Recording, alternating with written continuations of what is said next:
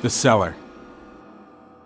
Sarah stood in the doorway to oblivion, staring at the darkness of her fate.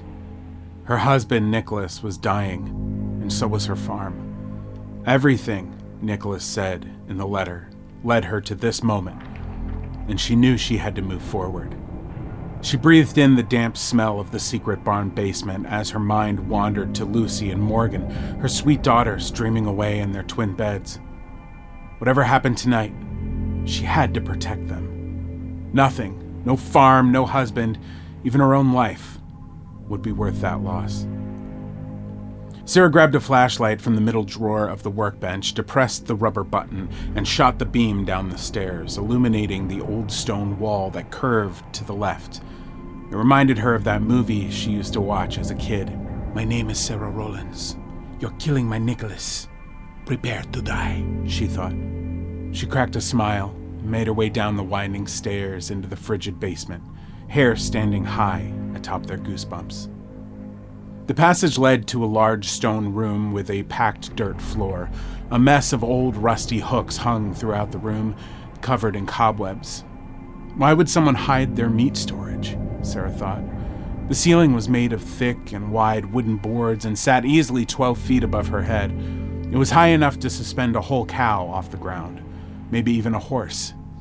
She wondered how many people it would take to hang a horse in the first place, let alone get it down that spiral staircase. Aside from a few stone pillars supporting the planks and the cement above, the room was void of anything significant.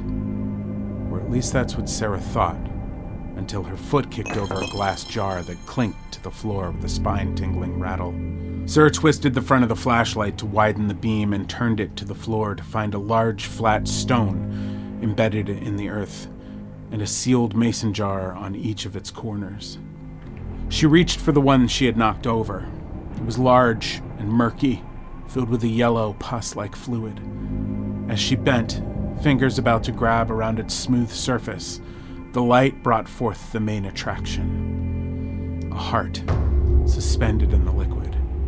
Sarah recoiled, aghast at the oddity, and backed herself into a pillar.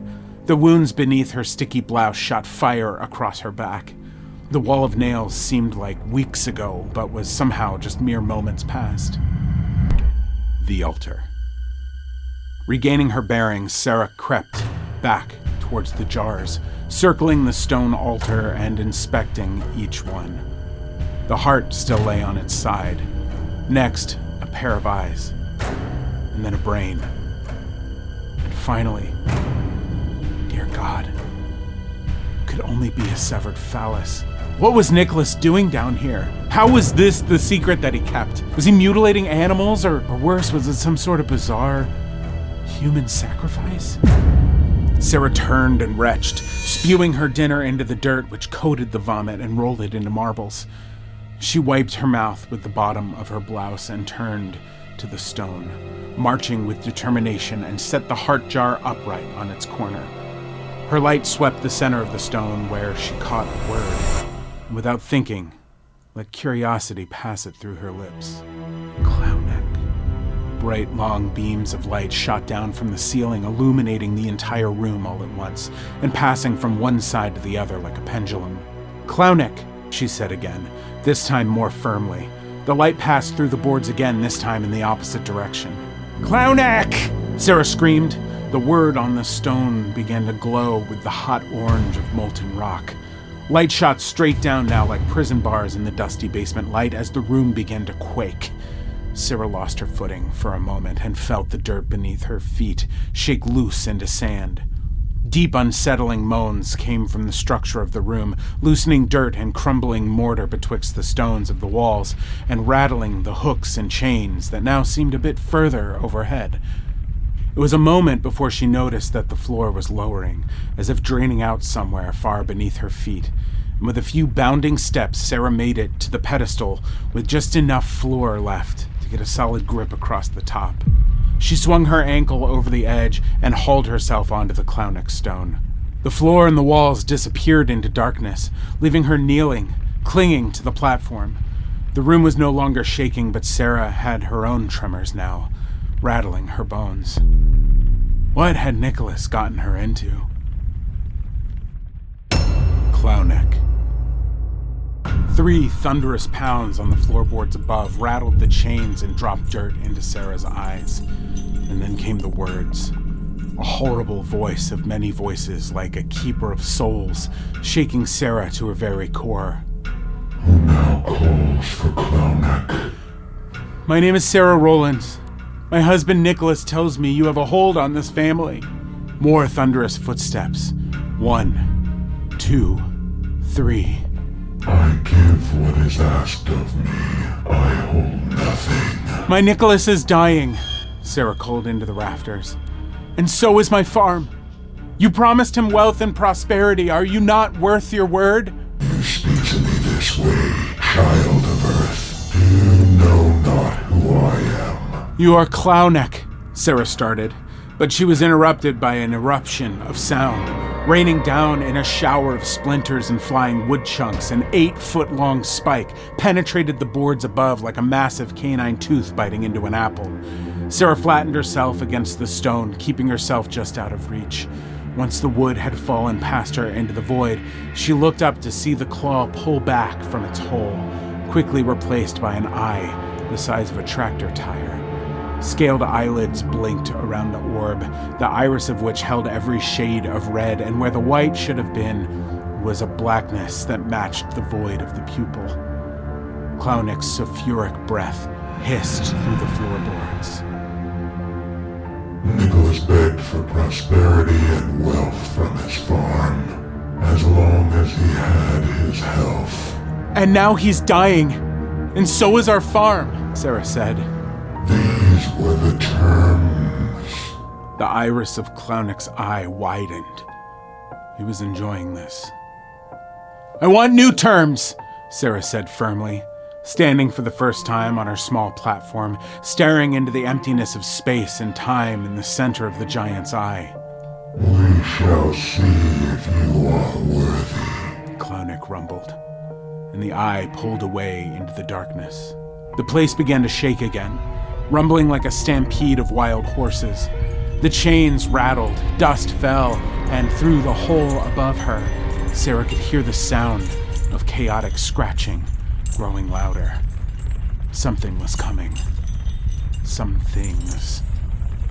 What came through the hole next was bizarre, yet distantly familiar. It climbed on all fours across the boards of the ceiling, followed soon after by another, and another.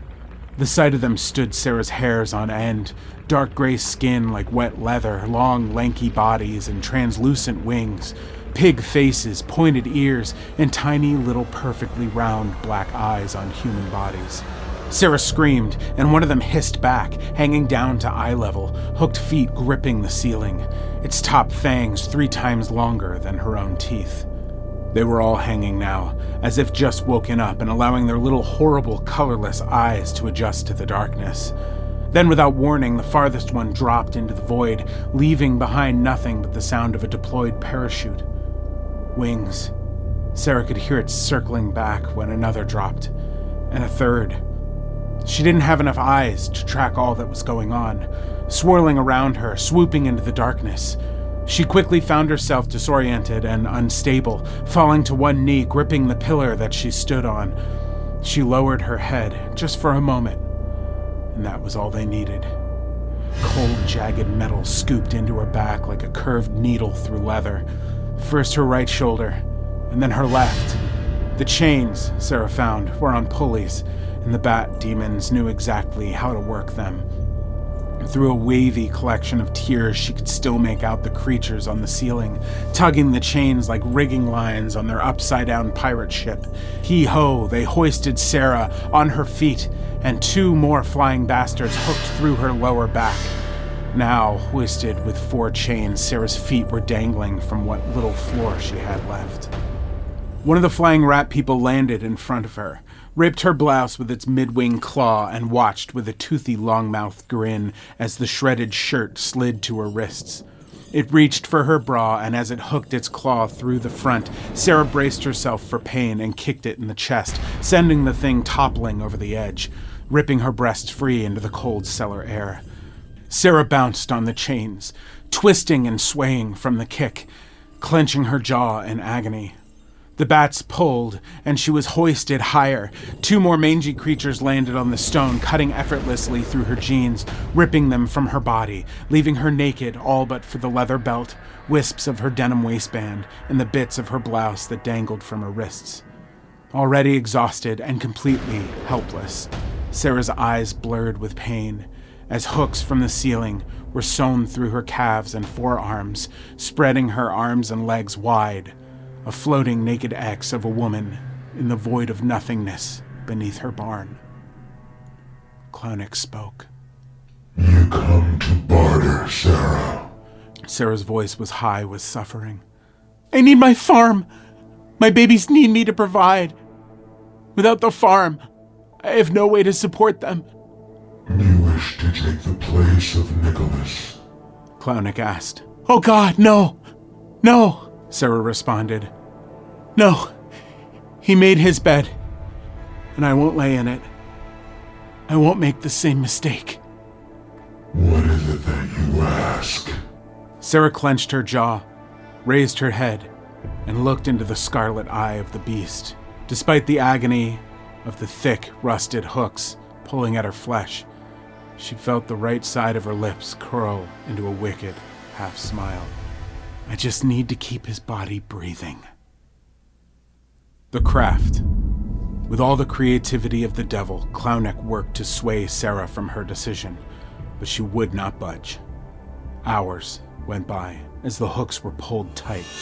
Horrid creatures unlike any human had ever seen crawled through the eye hole of CLAUNECK to torture Sarah with whippings, cuts, and carvings. The blood, freed from underneath her skin, coated her body and drizzled off her toes into the altar, seeping into the letters of the demon's name like a collection box. The night seemed to never end. The pain was hot like desert sun, and after a long while, Sarah found herself numb and fading away into a daydream. At first, she thought she had become bored of the torture, her mind drifting to odd thoughts of wheeling Nicholas out into the barn, flashes of laying him out on the workbench, of stripping his hospital gown and brandishing a box cutter. Was this a dream? Or was it instructions? She found herself looking into his eyes and apologizing with her own as she thrust the blade into his belly, tilted it back, and unzipped his chest.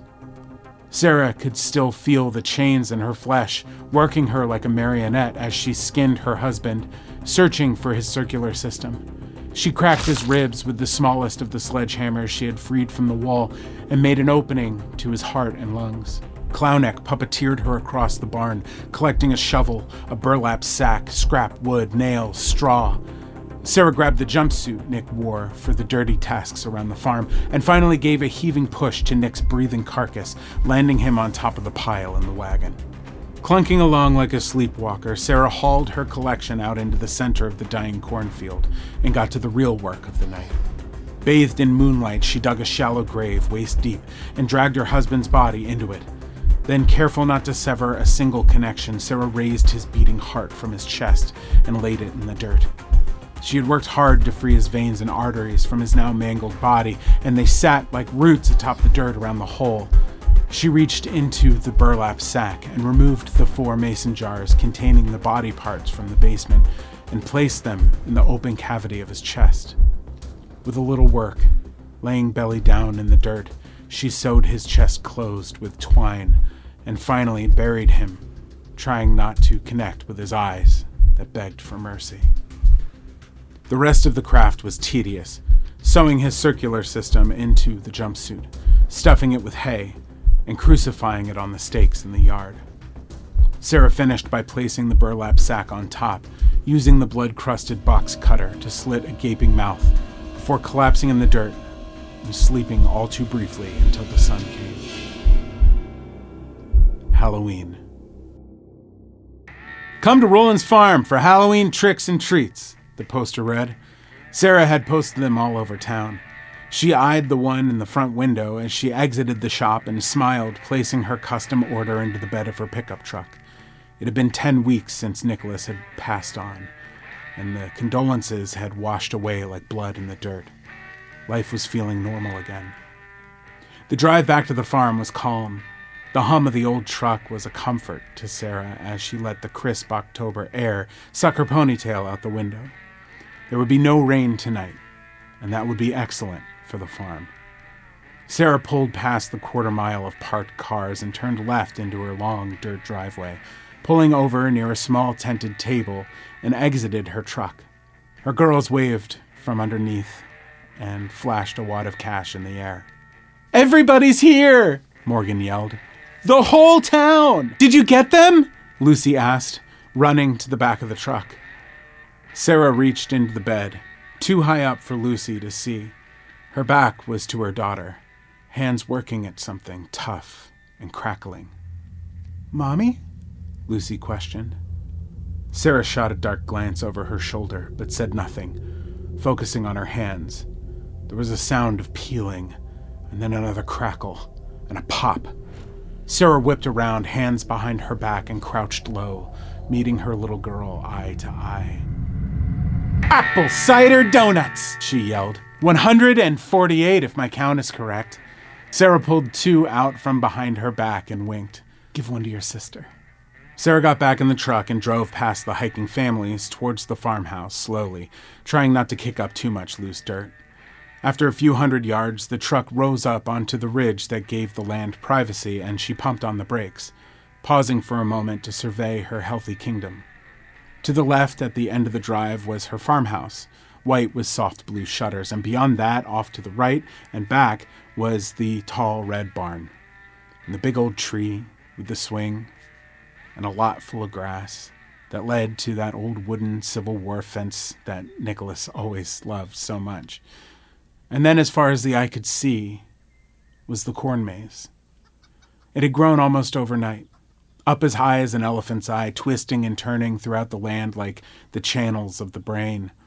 A natural maze, perfect for the excited trick-or-treaters ready to run with sugar pulsing through their blood.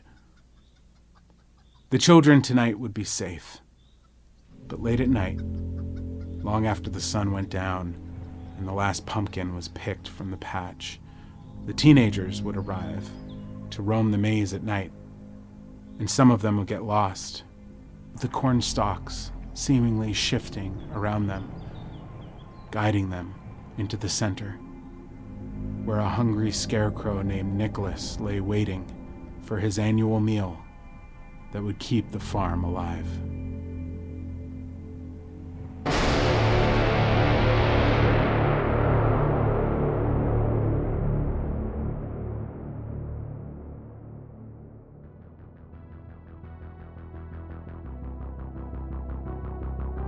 Hey everybody, thanks so much for watching my new story today. Please subscribe and share the story around if you liked it. Haunting Season was created by me, Joshua Sterling Bragg, and is a joint production of Believe Limited and Matt Geelan. Haunting Season is executive produced by Patrick James Lynch with Ryan and Matt Geelan, with creative support from Cody Dugan, Jessica Richmond, Mel Forrest, and my wife Courtney Barber. Today's story was edited by Colby Crow, and the podcast was edited by Drama del Rosario using music made exclusively for the show by North Innsbruck. Check out Haunting Season on TikTok for daily doses of horror movie reviews and nightmare fuel, and thanks again to our sponsor, Nightmare Fuel, powered by AutoCrit. That's it for our show today, but remember, we're more likely to survive if we stick together. We'll see you next time.